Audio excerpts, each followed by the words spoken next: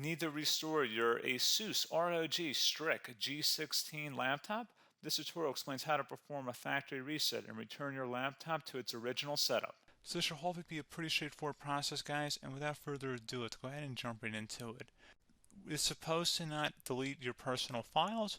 I strongly suggest that you create a backup of any important files or documents before you proceed, because even though it might say that it's going to save your personal files, there's no guarantees that it will, so just keep that in mind, and we're going to go ahead and jump right into it. So we're going to go ahead and start by right-clicking on the Windows Start menu, and we're going to select the settings. You want to select System, and then on the right side, scroll down until you get to Recovery. Reset Advanced Startup Previous Version of Windows. Go ahead and open that up. So we're going to start by going underneath Recovery Options, reset this PC, choose to keep or remove your personal files, then reinstall Windows. Go ahead and select Reset PC. Underneath Choose an option, Keep My Files removes apps and settings but keeps your personal files. Now, like I said, there's no guarantee, but you still want to create a backup, but we are going to select that for today's tutorial here.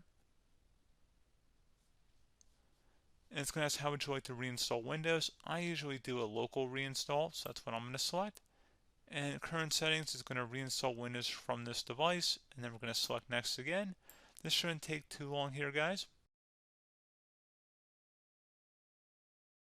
And resetting will change settings back to their default, keep personal files, reinstall Windows from this device, remove all apps and programs, and you can also view what apps will be removed. This will take some time and your PC will restart. These are the apps that will be removed, so take note of that. So you're definitely going to have to reinstall some stuff once it's done.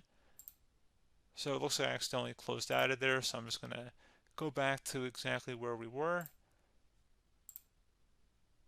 And we're just going to go ahead and proceed with the reset here and select reset.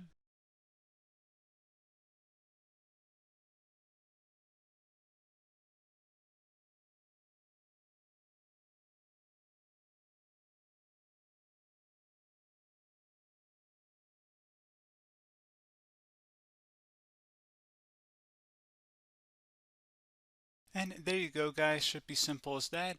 Go ahead and reinstall any of the applications that were removed. You can see a list of them by clicking on the link that's going to be on our desktop here.